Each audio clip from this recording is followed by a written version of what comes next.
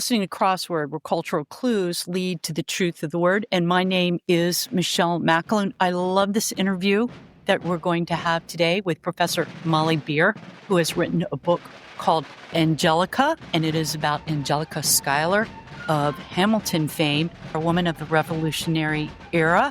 And it is a great story, a super non-fictional narrative, and makes nonfiction really fun to read. I hope you enjoy the show. If you could please like and subscribe, that helps the algorithm. And tell a friend about my podcast, about what we're doing here. You can find out more information about me at bookclues.com. Happy listening. God bless. Okay, folks, here we are with Professor Molly Beer, the author of a beautiful book called Angelica for Love and Country in Time of Revolution. This is a great book. There's been two really good historical narratives that I have read this year. The first one, and it wasn't published this year, but it was a great book. That's Hampton Sides, The Wide, Wide Sea. Excellent, excellent, excellent. And this book, Angelica, that centers around the life of an American revolutionary by the name of Angelica Schuyler, Angelica Carter, Angelica Church. So what we'd like to do is welcome the author of this fabulous book, and this is Professor Molly Beer, who was actually raised on a farm in the town of Angelica, which I think started her on the pursuit of this book. Molly Beer is a professor at University of Michigan. She is an award-winning nonfiction writer interested in history, women, politics, and place. And I think you teach English and literature at Ann Arbor. Is that correct, Molly? I teach creative writing and nonfiction writing mostly, yes. Okay. In the Department of English Language and Literature. Very good. Just as a side here, I've really seen good nonfiction writing in the past year or two. It seems like it is up its game. Do you agree with that? Oh, absolutely. Creative nonfiction has been on the rise for the last 20 years, and I think we're really seeing the fruit of that genre coming of age right now. It's sort of a golden age. It really is. And your book is a prime example of this. I mean, this woman's story, Angelica Schuyler, her story is so interesting, but how you write this book, it's like a novel. This is an American Revolutionary tell-all. It's riveting to see what this woman did. So let's begin with how you came upon this figure, because this is actually part of the story too. So how did you come upon Angelica Schuyler? So this is part of the frame story. I'm careful to stay out of the main story, which is new for me. I have been interested in Angelica Schuyler Church my entire life. I grew up in rural Western New York, which is sort of a northern Appalachia culturally, on a dairy farm during the 1980s when living on a dairy farm was not, how you're getting rich. And I would ride my Angelica Central school bus past Angelica's mansion, which was down on the Genesee River on the way to school. And then I would go to the Angelica Central School. And after school, I'd walk to the Angelica Free Library. I grew up with a female founder of my hometown, but I also understood her as a kid from the oral history of my community to be one of that founding circle. She was Alexander Hamilton's sister-in-law. She was friends with Thomas Jefferson. She knew George Washington. She knew Benjamin Franklin. She knew them all. So growing up, I always thought of these people, how they connected to her instead of the other way around. And, I got out into the world and left Angelica, and I realized that nobody really knew who she was, not until she came out in the play Hamilton. And it was always sort of sad for me that other American girls didn't have this figure in history to admire and look up to and see as an important person. And, we have princesses, but we don't really have an American woman who was from that time period. We have Martha Washington, we have Abigail Adams, but Angelica's younger. She was, a younger woman at the time of the Revolution who was dynamic and interesting and charismatic. And I had that. And I wrote the book in part so that other American girls and women could have that, could see themselves in American history in that way. Absolutely. Give us a sense of place, because this is really important in her inheritance, where she comes from. It's actually south of Lake Hudson. Where is Genesee? Yeah. Where is it actually located? Yeah. So the Genesee River runs north from northern Pennsylvania into Lake Ontario at Rochester. So the city of Rochester is on the Genesee River also. And this is about 70 miles upstream, so south of Rochester. But yes, place is so important with her Okay. all through this. Place is important throughout her life, which is really it's the place of America. It's the place of France. It's the place of England. But it really, the place of New York City, where she is, she doesn't chase history. She just is embedded in history. And she really begins her life like this. And she came from a Dutch heritage, which I think a lot of Americans probably don't understand the significance of that. Can you tell us about that? Yes, absolutely. I mean, American history has been written very heavily from the perspective of England, from the perspective of our relationship to England. But of course, it did not start only as English colonies. There were Swedish colonies and Dutch colonies, and obviously France, because we fought the French and Indian War in North America. And so what is now New York, what is now called Hudson's River, it was not called this by the Dutch because Hudson was English, called the North Riviera. This was a Dutch colony up until the 1660s. I think nine generations back was a gentleman who actually set up the colony within a colony that became the city of Albany, New York. So she's really descended from that founding colonial process. Up until her childhood, that colony that became New York was still speaking Dutch at home, you even hear of the enslaved people like Sojourner Truth spoke Dutch as her first language. That colony was still held by Dutch families. The English sort of just came in and replaced the leading administration, but they left those local powers in place because that's more efficient than trying to replace them all with someone else. So they left that old order in place. And Angelica's family, they intermarried. And in fact, her name isn't even Angelica. As a child, she's Engeltia with the Dutch I wondered name. I wondered how you pronounce that. How was that? Yeah. That again? Engeltia? Yes. Okay. Angelica Schuyler. And so it's not until, she's 10 years old and the Stamp Act riot have just taken place and New York has a new royal governor. And he's trying to bring peace to the colony after these riots and so forth. The Stamp Act has now been repealed and he's trying to settle things down. And he goes to Albany and he stays with her family because they are that regional seated power, kind of like the manorial system in England, where you have families that are, taking care of their region.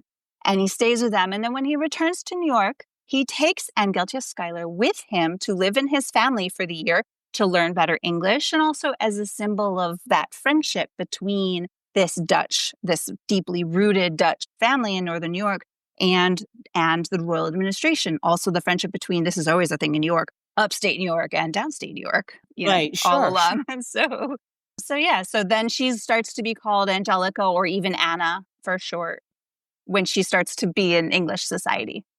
Okay, talk to us a little bit about her parents, because both her father and her mother, I think her mother ended up having 15 children, right, by the end of it all. Can you And imagine? yeah, I mean, she was 44 or 45 when she had that last child. Mm-hmm. So that in itself is heroic. But her father was actually a very serious player in the revolution. And if you could talk a little bit about him. Absolutely. So when the Continental Congress got together, the shots had been fired at Lexington and Concord, and then the Continental Congress convenes in Philadelphia, and George Washington is made commander-in-chief of the Continental Army, and under him are 4 generals. And one of them is Philip Schuyler, who's from New York. He has 2 in Massachusetts. Remember, this is when the fighting is taking place in Massachusetts. And then he has another general, Charles Lee, who will be in the South, who will be in Charleston and, in that Southern front. And Philip Schuyler, Major General Philip Schuyler, who's one of those first 4 major generals under George Washington, he will command the Northern Department, which is New York. Now, you may think Albany is not near anything, but if you're living in the days of sail and travel by water, Albany is where you connect the dots between Canada and New York City. So it's navigable up to Albany. And then from Albany, there is a portage to where you can access the waterways of Lake George into Lake Champlain, and then up to Montreal and Quebec and the St. Lawrence. So that's a critical area. And we're going to have the first invasion of Canada in the first winter of the war. This is General Montgomery, who's killed at the Battle of Quebec. And so that's all under Philip Schuyler's command. But he's Dutch, and New Englanders don't love that. While he is appointed because he brings the New York interest, and they were very careful to spread out the geography of that early leadership, his Dutch heritage will cause him problems. He also helped find the border between Massachusetts and New York, which New England will not forgive him for. Right, right. And yes, like I say, he was not a man without controversy pretty much his whole life, too. He actually, at the end, he ends up becoming a senator. Is that correct? Correct. Angelica, in the end, she actually tried to get him to become the ambassador to, I think it was England, right? Yes. She was not able to do that successfully, but she eventually did. I think she was trying to make herself ambassador to England, but Absolutely, yeah. as a woman, then that meant that your husband or your father was officially in that post, and then you did the job.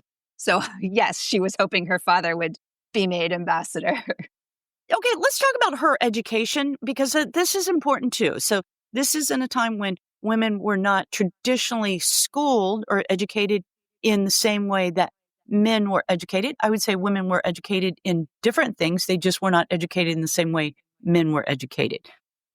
Yes, absolutely, especially elite women. It was important that women were educated. If something happened to you, and this is during a war, right, which is always when women come into much more public power in times of war. So the French and Indian War starts the year of Angelica's birth, and she's certainly raised to be someone who could take over the management of your estate, your household, if she were your wife. And certainly Philip Schuyler is gone. He's gone for the French and Indian War, after which he sails to England. His wife has twins while he's gone and loses the twins and builds a new house and does all these things in his absence and is deputized as that. Your wife is deputized to stand in for you. We always talk about Benjamin Franklin's common law wife taking over the U.S. Postals. I might get that wrong, but Deborah Frankston had a major role too. So it was important that women were able to do this. So certainly they were taught to keep books and they were taught to read, but they were not necessarily taught to write. So where you were a young boy and you went to school, you were going to go learn to speak Greek and you were going to learn to speak Latin and you were going to study the classics and you were going to learn how to be an orator and how to train for the law. But if you were a woman, you might train as a merchant because you did have in New York, especially a lot of women merchants and Angelica's relatives were in those roles. And as a hostess, which sounds like a social role or socialite role, but when your house stood for you, Mount Vernon or Monticello, your house was an embodiment of the family and the man. It was important who came through. It was a diplomatic space for people in government roles. So a woman's role, a woman's education was to prepare them for that. So while they weren't writing as much, and Philip Schuyler's wife, Katerina, Angelica's mother, would delegate all kinds of people to write letters for her, but there's virtually no sample of her handwriting exists. Angelica was different. Angelica began writing her mother's letters for her by the time the revolution began. And she was writing to her father up while he was at the forts, in the northern forts. As the general, she would write news from Albany to him. So she was certainly educated to write. So she had that. She went to boarding school when she was 8 to learn to speak French. She went to live with the royal governor to learn how to behave in an English household. So she's also learning that. And then she has just the natural education you have of sitting at a dinner table where the people who are running, because her father gets into New York politics, where people who are political families are talking. Her family would dine with Governor Moore. They would dine with Governor Tryon, who came after Governor Moore died.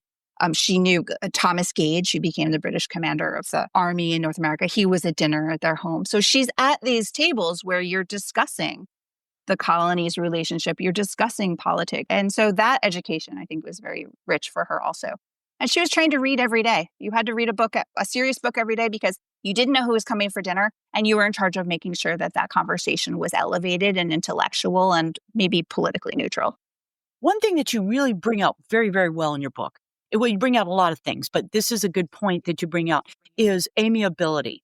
So here you are, you're talking to a family that they are strict Americans. They are not loyalists. They are continentalists. They are revolutionary. They believe in the independence of the United States from England or the 13 colonies at the time. But she was always striving for what you say, amiability amongst different opinions. And there's a huge lesson that can be learned from that, especially now in this day and age where we think everything is so divisive.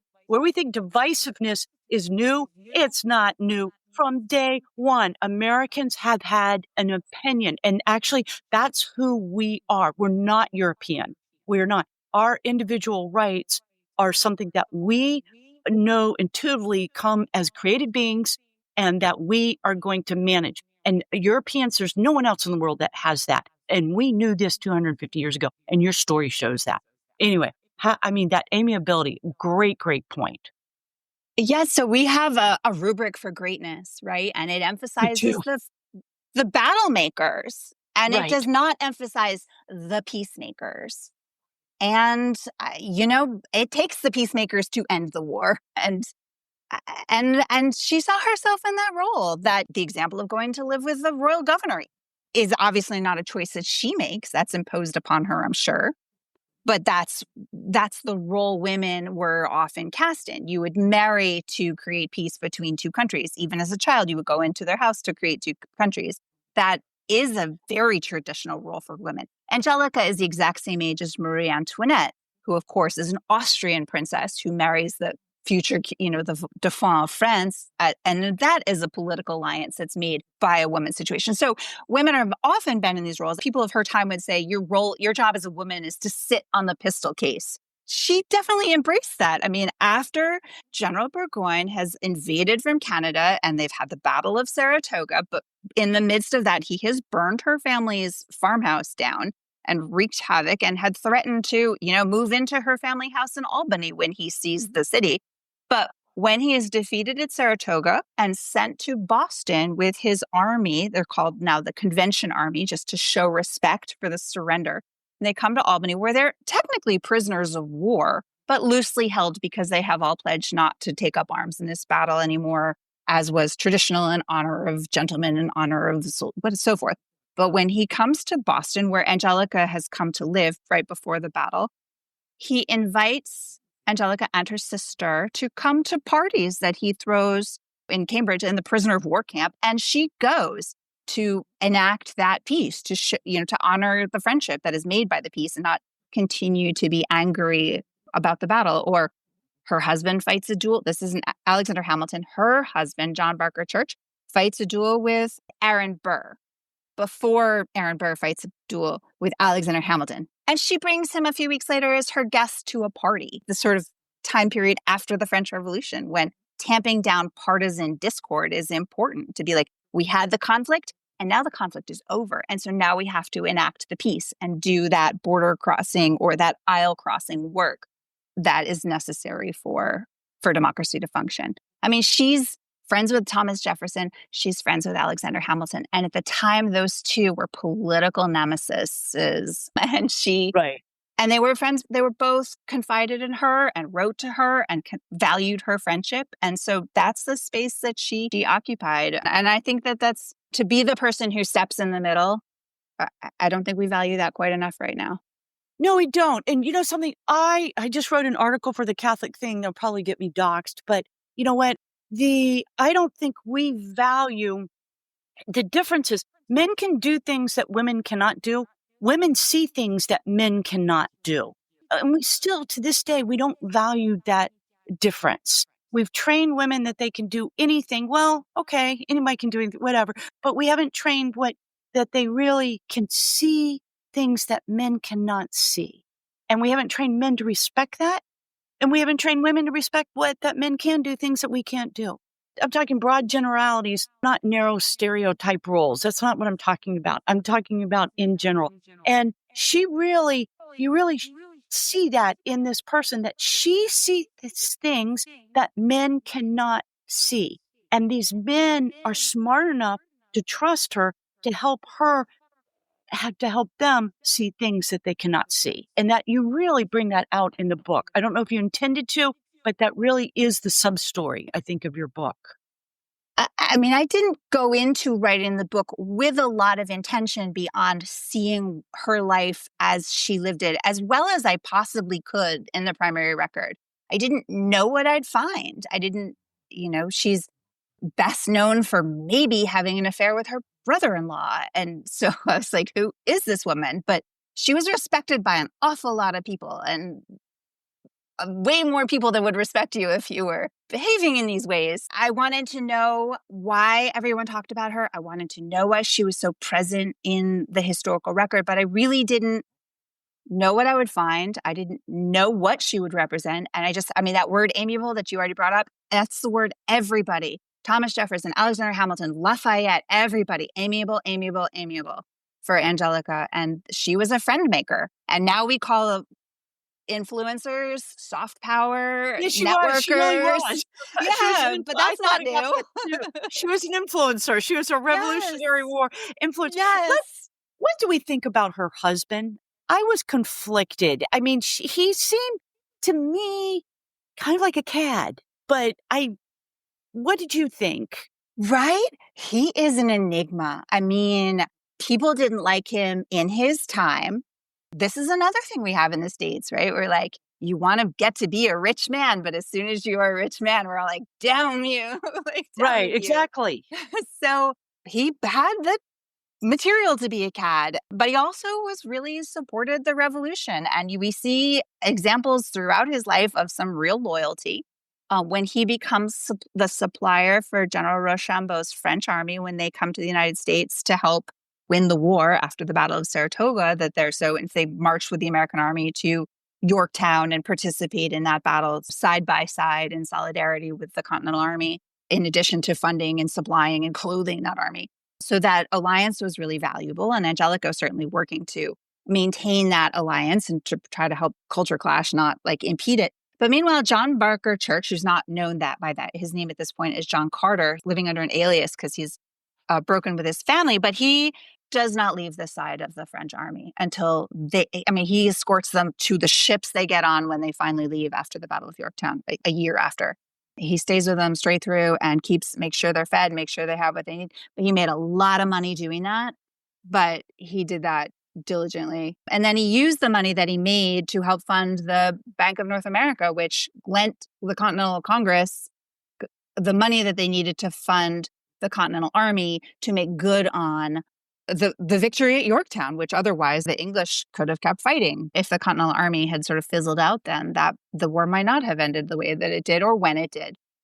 So yes, he had a lot of money. He had a lot of people who didn't like him. It's what I see of him. He makes one trip across the Atlantic with two children under 6, I forget but two young children, seems to enjoy that a lot. Writes letters about their syllabubs that they're drinking with the milk from their cow and how they're fishing and how the kids get mad in the storm. So he seems to be a good dad, or at least an amused dad. And he gives her all the latitude she needs. She's very separate from him. It's not like Abigail Adams and John Adams, where you can't tease them apart. What Right. does Abigail Adams do? What does John Adams do? How much of what John Adams did can we credit to Abigail? You can't. They're one force. But Angelica is the American. John Barker Church is British. They're distinct. He's like, you want to go to Paris for the winter with our friend John Trumbull, the painter, because he's going to paint some of our friends from the war. Have fun. He does not limit her. And their power is separate. He's in Parliament. She's the American in England. It is, and it's a different marriage because there is so much time apart, and it's hard for us, I think, in a lot of ways to understand that. Here's another factor about her, and one that actually I really keyed in on because as an adult, I've lived most of my life overseas. She lived 16, how many years? 16 years in England with her husband. Yes, 1783 to 1797. She's in England. She comes back for one summer. She comes back for George Washington's inauguration as the first president.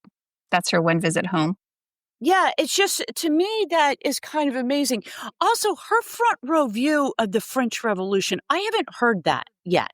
I have not seen someone else, and I think very few Americans have probably not seen that, of an American looking at the French Revolution from England. And Yes. it was horrifying. And it was weird because at first they didn't think it was that bad, and then they realized it was really bad. Yeah. So when the Bastille was stormed, everyone sort of was like, yay, the French Revolution happened and it was successful and it's over. And there was hardly any bloodshed. And little did they know, she had safeguarded the alliance with the French during the American Revolution.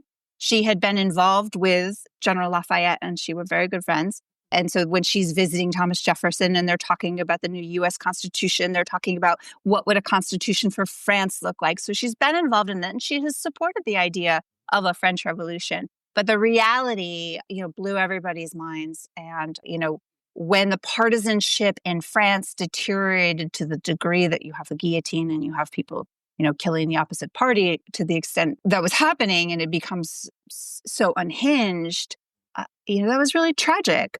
But I think it also informed her a lot when she got back to New York, and there was so much partisanship and there was so much discord and people talking about Thomas Jefferson is going to ruin the country. Alexander Hamilton is going to ruin the country. And I think she was like, we have to have more united than we have partisan discord, or we're going to end up with the French Revolution here. Boy, there's so much of this story that resonates now, and our stupid end of democracy, all of this stuff, all of our, stupid rhetoric that we're doing right now. One, it's not new. It's not new. Two, it is dangerous. You don't want to go down those roads. It precludes amiability. That was a great lesson she taught. Another thing that you bring up through the book is slavery. I mean, it really is, in the face of the Enlightenment ideals that the founding fathers were trying to establish in the documents, in society, in the communities, it was really antithetical to what they were trying to achieve, what they were trying to realize. And you bring that up at different points throughout the book. I do. Like I said, I did not know what I would find when I set out to research Angelica's life, whether I would like her, whether I would, have trouble with her. And her relationship with slavery evolved over the course of her life. Sort of the tradition in which she's raised in these Dutch communities in Albany. It wasn't plantation style slavery like you have in the South, which doesn't, which not to absolve anything. You have slaves living really right in your home. And it was so close that children would be matched with a child slave. Master child would be matched with an enslaved child. And they even had a ceremony for that, where the master child would give the enslaved child a pair of shoes, sort of that, so it's not a ring, or it's not a wedding ring, but it's a bondage ceremony. And you give a pair of shoes to the person who will now walk in your shadow. And so that's the culture in which she's raised in. So you're trained from early childhood how to be a master. You're trained from early childhood how to be an enslaved person too. The idealized version is then you would spend your whole lives together as a bonded pair, whatever. That's how she was raised. They did acquire an enslaved child when her son was born. I don't know that that was motivated by her or, a gesture for her, but that happened. So there is evidence of that. But she does spend the war years with the French, who were vehemently opposed to slavery, but aware of the contradiction of that, because there was plenty of slavery in the French colonies in the West Indies, just not in France. So, when they're marching back from Yorktown, from Williamsburg to New York to sort of chase the British out of New York after that battle, because a year later, the British are still in New York. And she's part of that march north. And some of the officers with whom she's friends with are trying to smuggle enslaved people out of Virginia with them, as pretending they're their servant or so forth. And General Rochambeau's son, for example, got in trouble for that, trying to smuggle. So they were opposed to slavery and talking about it and idealistic about it.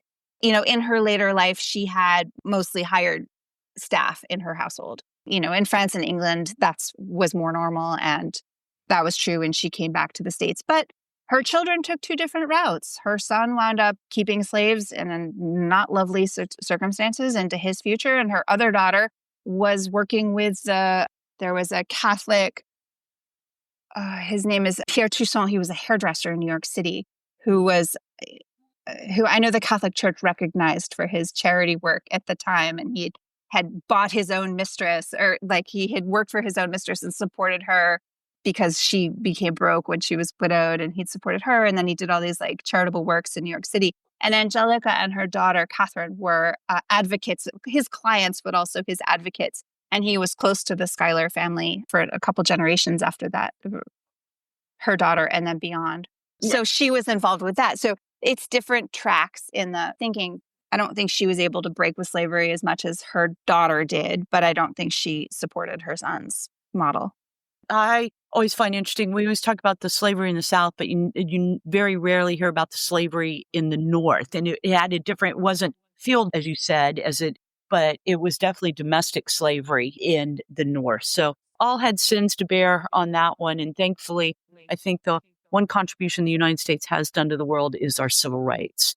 It's not perfect, but we've done better than anybody else. Believe me, I live in Europe and we do better than anybody else. What were your sources? This is interesting because if you read through your bibliography at the back, it's a series of letters, really, is where you've got most of your information. How in the world did you chase this down? That was a lot of work. So I hate to say these words in one sentence, but the pandemic helped. Oh, yeah, yeah, believe me, I think you're ready to understand that one. Suddenly, I could write libraries and they would just send me images. Things have been coming online at an incredible rate. When I finished before the AI crawler sort of crashed the National Archives system, this is a person who has been fictionalized in works for 200 years. People who are writing about the men in her life and they want to add some color to their book about signing documents. Angelica brings the color, but no one had yet done the sort of slow slog of the primary sources. We sort of were told, well, there are no records of women. And I found that to be categorically false where she's concerned. I mean, people kept her letters. Thomas Jefferson kept her letters. Alexander Hamilton kept her. They're all archived now. University of Virginia, Library of Congress, Hobart and William Smith. The letters exist. But to write about her, I mean, if you're going to do a biography of Alexander Hamilton or Thomas Jefferson, there are 145 biographies about them already, and you can go sort of fact check them and follow the trajectory and emphasize something new. But there's never been a biography about her. So I had to go to the primary sources for her life all the way through. I mean, if I'm writing about Aaron Burr, I read his biography. If I'm writing about Thomas Jefferson, I read his biography. But for her, I really relied on primary sources all the way through. Because you can read her Wikipedia page, and it'll be like, she was in New York periodically through this. But no, if you track where she is in the primary sources, she was not sailing back to New York every 6 months. And you can track it. She's in the newspaper. She writes letters. It's possible to figure out where she is basically at least once a month all the way through her time, all the way through her life, because she wrote enough. And so it was amazing to me that so much was present. Of course, her houses are still preserved. Her house in Albany, the Schuyler Mansion, where she lived from about age 6, is a museum. You can go and visit and tour it. And the furniture is still historically, if not the original, inspired by. You can go to the Saratoga battlefield. You can go to her house, her farmhouse that was rebuilt after the Battle of Saratoga. And then the house that I grew up near in Angelica is a private house. It's not public, but it has been kept as a historic monument to that time period. And so it also contains original things. And my town has kept it. In the library where I hung out after school, they have the church family's desk, the ledgers from the town when it was originally founded. It just was all there. And there were people who've been safeguarding it. And as soon as I was I'm interested in this story, it was one of those touch me not plants. It just exploded open. This book could have been 3 times this long if my wonderful editors hadn't prevented me from being excessive. We didn't need a doorstop. Right. Hopefully there will be more books about her and they can go long. I hope so. I kept thinking she'd be such a great Broadway play, but I think they did Hamilton, right? So, okay. Was there anyone of her equivalent revolutionary, so to speak, or was she unique? That is because her life ultimately is reflected in the men that she is accompanying. It really is. But was there anybody else equivalent to her at the time? Yeah. So that's a wonderful question. And I'm really glad you asked it. I always think about books about women, where you read historical books about women. I say that a lot of them read My Cat is really a dog book, where you're it's about a woman, but don't worry, she's different. And I take those a little badly because I'm why do we have to write a book about a woman? Why does she have to be like a man? And I tried to write in other women in this book. Madam General Frederica Riedzel, who's traveling with Burgoyne's army, to Lucy Knox, Martha Washington, which she was doing. That Martha Washington was in Philadelphia after the Battle of Yorktown, where she had just buried her son. and she's in Philadelphia to lobby Congress. Abigail Adams, the work she's doing there, how much time she spends in England by herself, or how much time she's alone in Boston representing John Adams's interest in the U.S. I think of Janet Montgomery and the sort of like iconic status she held after her husband was killed at the Battle of Quebec. These are elite women I'm looking at. I try to spread that around, but they're also elite men we're talking about when we talk about the revolutionaries. So, so in terms of the power structure of the time, we're certainly talking about elites. There are women at every social level who are, as women do during war, traveling with their spouse, women marching with the armies, or keeping the farm functioning while they're fighting the war. Like there were women involved at that level too. There were women killed in the war by gunfire, not just like adjacent to.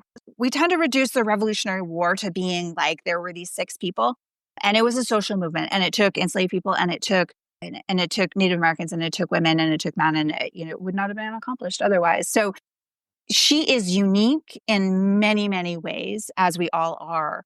But I think that one of the reasons her story is important is that a lot of women were involved in this. We just leave them out of the story. We either conflate them with their spouse, or we're like, well, they didn't fight in a battle, so they can't have been relevant to the success of the movement. And I disagree with that. I think if you shift the rubric to look at the peacemaking, you shift the rubric to be like, how do we get from here to there? That the light shines on women's lives and women's contributions more brightly. The genius of this biography is you told it from the point of view of a woman. You are a woman. She is a woman. You never masculinize her. You never say that her intelligence is not male or female. Human intelligence is just, it's the product of education. It's a product of education. It's a product of an upbringing it's gender neutral. So you really do. You present her in such a great light from a very woman point of view, but you present her as a woman, and she was living her femininity to the fullest. And she was a serious player, and to create amiability, to create space to talk, to create room to talk. And you know what, ladies? That is our talent. We have that talent. We should not be shunning that talent. We should be embracing that talent. And she really is a great role model for women, especially American women right now. This book it is so well written. It's one of these great new narratives that's coming out, these new historical narratives that are coming out. So I cannot encourage people enough to read this book. And I would do this to my listening audience. I would do this from maybe early high school too. There's a few adult situations in it, but there's nothing in there that your typical American 9th grader could not handle, all the way up to your 51-year-old podcaster. So do you have any future plans for any more books? Because you should. You tell a story well, and you should. Oh, yes, there will definitely be future books, but I'm reserving this year for with the 250th birthday of the country, of the Declaration of Independence. I'm hoping to participate a lot in those conversations about Angelica and taking her out in the world and trying to make sure we're talking about women's role in the creation of the United States as well. And then I will embark on the next project. Okay. Well, good. I hope Thank you. I hope you do, because you're well worth the read. So, folks, this is book, again, it's Angelica by Molly Beer, and it is published by W.W. Norton. There we go. Okay. This would make a good Christmas present. Men, a lot of men listen to this show, if you're looking for a good Christmas present, this would be a great book for that. Exactly for that, for your book lover in your life. Professor Molly Beer, thank you so much for being and taking time out of your busy academic schedule to talk to us about your book. Michelle, thank you so much for having me. I really appreciate this opportunity.